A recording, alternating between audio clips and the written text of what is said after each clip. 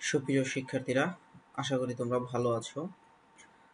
তো আমরা একটা প্র্যাকটিস নিয়ে আলোচনা করব এবং এরপরে আমরা সেই প্র্যাকটিস অনুসারে তোমরা কে কি করেছো সেটা মিলিয়ে দেখব। গতদিন যেহেতু কাজটা দেয়া হয়েছিল, আমরা শুরুতে সরাসরি একটু অ্যানালাইসিসে চলে যাই। ফার্স্টে যে 1 নংটা দেওয়া হয়েছিল সেটাকে আমি একটু সলিউশন করে দিচ্ছি। আমরা জানি দ্যাট যে smoking is detrimental dash health. ধূমপান হচ্ছে ডেট্রিমেন্টাল মানে ক্ষতিকর। তো ডেট্রিমেন্টালের পরে টু বসে, detrimental to health. It causes, এটা ঘটায় মেনি ফ্যাটাল ডিজিজেস, অনেক মহামারী রোগ। দেয়ার ইজ নো রিমেডি, এর কোনো সমাধান নেই। কি জন্য? এই রোগের জন্য। তাহলে for the disease. People are aware, মানুষ হচ্ছে সচেতন। অ্যাওয়ারের সাথে বসে of, O F, of, aware of the matter, মানুষ এটা নিয়ে সচেতন। আচ্ছা, ইয়েট এরপরেও they stick dash this bad, stick এর পরে টু বসে, stick to this bad habit, এই ব্যাড হ্যাবিট সম্পর্কে তারা এরপরেও লেগে থাকে বা করে থাকে। স্মোকিং ইজ অলসো ইনজুরিয়াস, স্মোকিংটা ক্ষতিকর হয়। ড্যাশ দ্য প্যাসিভ স্মোকার, মানে অ্যাক্টিভ স্মোকার হচ্ছে যে স্মোক করে, তো প্যাসিভ স্মোকার হচ্ছে যারা স্মোক করে না বাট তাদের আশেপাশে থাকে। তাহলে ইনজুরিয়াস টু হেলথ হবে, injurious to the passive smoker, so injurious এর পরে টু বসে। আনফরচুনেটলি, দুর্ভাগ্যক্রমে, দ্য স্মোকার ডোন্ট থিঙ্ক, যারা ধূমপায়ী তারা চিন্তা করে না, অফ দিস প্যাসিভ স্মোকার, এই যে প্যাসিভ স্মোকার তাদের সম্পর্কে চিন্তা করে না। তো থিঙ্ক অফ হয়, আবার থিঙ্ক অ্যাবাউটও হয়। সামটাইমস, মাঝে মাঝে, দে টেক প্রাইড, তারা গর্ব করে, কারণ সে স্মোকিং করতেছে না। প্রাইড কোথায়? In smoking. সো কোনো কাজের দ্বারা যদি কেউ গর্ব করে থাকে সেটাকে বলা হয় pride in smoking. But they don't pride themselves, কিন্তু তারা অহংকার করে না on this bad habit, smoking নিয়ে তারা মানে অহংকার করে, বাট তারা নিজেদেরকে নিয়ে অহংকার করতে পারে না, কারণ হ্যাবিটটা তো ব্যাড হ্যাবিট। ঠিক আছে, তাহলে এইচ নাম্বার হবে অন দিস ব্যাড হ্যাবিট। তাহলে লক্ষণীয় বিষয় হচ্ছে ইন স্মোকিং আর অন দিস ব্যাড হ্যাবিট। তাহলে অভ্যাসের উপরে হইলে এখানে আমরা অন দিয়েছি, আর স্মোকিং যে অ্যাক্টিভিটিসটার উপর পিছনে আমরা ইন দিয়েছি। The passive smokers become the victims, যে পরোক্ষ যারা ধূমপায়ী তারা শিকার হয়ে থাকে অফ দ্য স্মোকার্স হুইমস, যে ধূমপায়ীর ইচ্ছার বেপরোয়া মনোভাবের জন্য। ইন দিস রেসপেক্ট, এই কারণে children are the most sufferer, বাচ্চারা হচ্ছে সবচেয়ে বেশি ক্ষতির শিকার হয়ে থাকে। ইন সাম কেসেস, কিছু কিছু ক্ষেত্রে, দেয়ার মেড সাফারার, তারা ক্ষতিগ্রস্ত হয় বিকজ অফ দেয়ার প্যারেন্টস, বাচ্চারা কি? বিকজ অফ দেয়ার প্যারেন্টস, তাদের বাবা মায়ের জন্য। ইট ইজ হাই টাইম, আমাদের এখনই উপযুক্ত সময়। অল পিপল, সকল মানুষ, gave up smoking, give up মানে ত্যাগ করা, তাহলে smoking as soon as possible, তাহলে এটার উত্তর হবে গিভ আপ স্মোকিং। দেন আমরা 2 নং এ চলে যাব। সো 2 নং এর এই হেডিংগুলো সম্পর্কে আমাদের মোটামুটি ধারণা আছে, এবার আমরা অ্যাডজাস্ট করব কিভাবে কি হলো। সো ড্যাশ ইউর হেল্প, তোমার সাহায্য, আই ক্যান্ট গো হেড, তাহলে বাংলা করি যে তোমার সাহায্য কি হলে আমি সামনে যেতে পারবো না। তুমি সাহায্য করলে যেতে পারবো না, নাকি সাহায্য না করলে? ঠিক আছে, তাহলে সাহায্য না করলে যেতে পারবো না। সাহায্য না করা তো হয় উইদাউট ইউর হেল্প, কিন্তু এখানে কিন্তু দেখো উইদাউট শব্দটা নাই।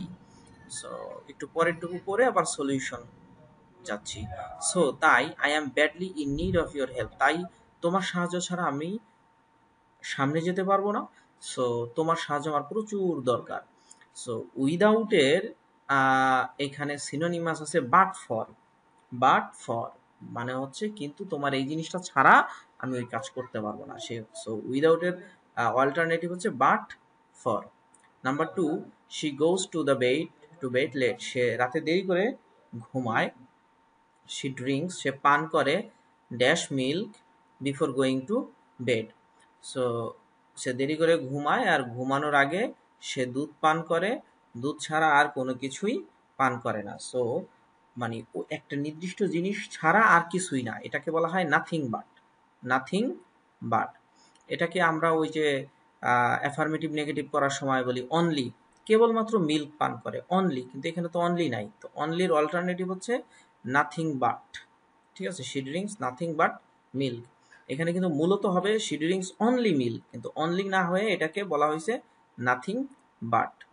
দেন নেক্সট হচ্ছে C number, by working hard, কঠোর পরিশ্রম করে, she has reached the highest peak of success, সফলতার সর্বোচ্চ চূড়ায় পৌঁছে গেছে। You can also reach your goal, তুমিও তোমার গোলে পৌঁছতে পারো, ড্যাশ ইউর ওয়ার্ক হার্ড, তুমিও তোমার গোলে পৌঁছাইতে পারো। তার জন্য কি করতে হবে? ইউ ওয়ার্ক হার্ড, তোমার কঠোর কাজ করতে হবে। সো তোমার এই কঠোর কাজ যে করতে হবে এটা হচ্ছে শর্ত। তো শর্ত যখন পরবর্তী সময়ে দেওয়া হয় এটাকে আমরা বলি প্রোভাইডেড দ্যাট। এর কিছু কিছু জিনিস আছে এগুলা হয়তো তোমরা আগে এইভাবে পড়ো নাই, কিন্তু অন্যভাবে পড়ছো, কিন্তু অন্যভাবে যেই জিনিসগুলা পড়ছো সেই জিনিসগুলা এইখানে, সেই শব্দগুলা দেখবা এখানে নাই। সো তার অল্টারনেটিভগুলো আসছে। অল্টারনেটিভ হচ্ছে প্রোভাইডেড দ্যাট। ওই যে তোমরা আনলেস এই ধরনের শব্দ পড়ছো, কিন্তু দেখো এখানে আনলেস নাই, ঠিক আছে। You can also reach your goal, তুমিও তোমার সফলতায় পৌঁছাতে পারবা, provided that you work hard, যদি তুমি কঠোর পরিশ্রম করে থাকো। D number, I always tell him to do the right thing, আমি সবসময় তাকে বলি সঠিক কাজটা করবা। হোয়াট আই সে, আমি যাই বলি, হি will do what he likes, মানে আমি বলছি তুমি সঠিক কাজ করবা, কিন্তু আমি যাই বলি তুমি কি করবা, তুমি তোমার নিজের ইচ্ছা মতোই করবা। সো এটা তোমার কোনো কিছু যায় আসে না। সো কোনো কিছু যায় আসে না, এটার ইংরেজিটা হচ্ছে no matter. No matter what I say, আমি যাই বলি না কেন, he will do what he like, সে যা পছন্দ করে তাই করবে। সো যা পছন্দ করে তাই করবে, এটা যে তার কিছু যায় আসে না, এটার ইংরেজি হচ্ছে no matter what. E number, everybody dash work for the development of his country, সবাই কি করে, তার নিজ দেশের উন্নয়নের জন্য কাজ করে। সো ডু আই, আমিও করি। এখন সবার কি দেশের উন্নয়নের জন্য কি কাজ করা উচিত নাকি অনুচিত? উচিত। তাহলে যেটা দেশের দায়িত্ব পালন করার ক্ষেত্রে আমরা বলি কি, have to, has to, had to. তো এটা যেহেতু টেন্সগত ঝামেলা নাই, প্রেজেন্ট ইনডিফিনিট টেন্স, আর এভরিবডিকে সিঙ্গুলার ধরে হ্যাভ টু হয় প্লুরালের সাথে, তাহলে হ্যাভ টু না হয়ে হবে has to.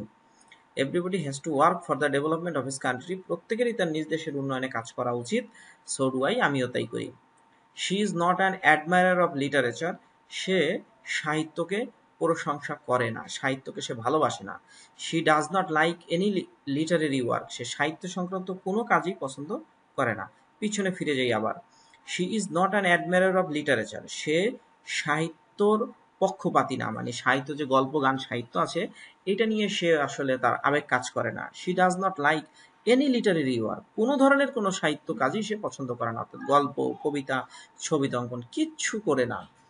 Admire all literary works, so কোনো লিটারেরি ওয়ার্ক পছন্দ করে না।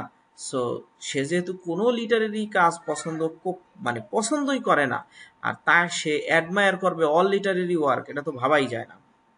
কথাটা আরেকবার বলি, দুইবার বলতেছে সে লিটারেচার পছন্দ করে না, এরপর আবার বলছে যে কোন লিটারেরি ওয়ার্কই সে মনে মনে পছন্দ করে না, আর মুখ দিয়া সে বলছে কি অ্যাডমায়ার অল লিটারেরি ওয়ার্ক, মানে সকল লিটারেরি সে প্রশংসা করবে।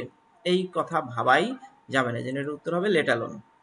দেন নেক্সট আমরা আসবো take the mobile with you, mobile phone সাথে নিয়ে যাও। ইউ গেট লস্ট, তুমি হারিয়ে যাবে। এখন দুইটাকে কানেক্ট করো, take the mobile with you, তোমার সাথে মোবাইল নিয়ে যাও, যদি তুমি হারিয়ে যাও তাহলে যেন আমি তোমাকে খুঁজতে পারি। তো এখানে তো আর ইফ নাই, ঠিক আছে, তাহলে এখানে আমরা কি দিব, এখানে আছে ইন কেস। ইন কেস মানে ঘটনাক্রমে, ইউ গেট লস্ট, যদি তুমি হারিয়ে যাও, ঘটনাক্রমে যদি হারিয়ে যাও, সেই ক্ষেত্রে যাতে আমরা কানেক্ট থাকতে পারি। 8 নম্বরে বলতেছে the whole area is already covered by rain water, পুরো এলাকা বৃষ্টির পানিতে ডুবে গেছে। ড্যাশ ইট রেইনস অ্যাগেইন, এখন যদি আবার বৃষ্টি হয় তাহলে কি হবে? সো পুরো এলাকা অলরেডি বৃষ্টির পানিতে ডুবে গেছে, এখন যদি আরো বৃষ্টি হয় তাহলে কি হবে? সো এখানে আমরা হোয়াট ইফ দিতে পারি। হোয়াট ইফ কি হবে যদি ইট রেইনস অ্যাগেইন, ওই যে বলেছিলাম যে মনের অজানা আশঙ্কা, যে কি হবে যদি এই ঘটনাটা আবার ঘটে থাকে। যে আই নাম্বারে dash you earned skills for future challenges, যে তোমার ফিউচার চ্যালেঞ্জের জন্য স্কিল, দক্ষতা অর্জন করতে হবে, ঠিক আছে। আর্নড স্কিল সাবজেক্টের পরে ভার্বের পাস্ট ফর্ম, তাইলে এটাকে আমরা ওই যে it is high time, it is time বা ইট ইজ অ্যাবাউট টাইম এইটা ব্যবহার করতে পারি, যে এখনই উপযুক্ত সময়, ইউ আর্নড স্কিলস, যে সাবজেক্টের পরে যে পাস্ট টেন্স এইটা দেখে এটাকে ইট ইজ অ্যাবাউট টাইমের সাথে কানেক্ট করা হলো। দেন যে নাম্বার হচ্ছে উই ড্যাশ গো হোম, আমরা বাড়ি যাব, ইটস গেটিং ডার্ক, এটা অন্ধকার হয়ে যাচ্ছে। সো অন্ধকার যেহেতু হয়ে যাচ্ছে, সো এখন ডিসিশন নিতেই হবে যে এখন আসলে আমাদের বাড়ি যাওয়াটা উচিত। সো উই হ্যাড বেটার, হ্যাঁ, we had better go home, আমাদের এখনই যাওয়া উচিত, ঠিক আছে। এখন এখানে উড রাদার থাকলে হয়তো এটাকে আমি অপশন হিসেবে বিবেচনা করতে পারতাম, কিন্তু হ্যাড বেটারটা হচ্ছে যে যেই জিনিসটা আমার এখন করতেই হবে, বেছে নিতে হবে। So it's getting dark. So এরপরে আমরা একটু 3 নং প্রশ্নটা নিয়ে একটু আলোচনা করব। 3 নং এর বিষয়টা হচ্ছে কি হলো complete the sentence using suitable clause. Clause থাকবে এখানে। সো ক্লোজ হচ্ছে he made a terrible accident, সে একটা ভয়াবহ অ্যাক্সিডেন্টের সম্মুখীন হয়েছে, মেড পাস্ট টেন্স, ঠিক আছে।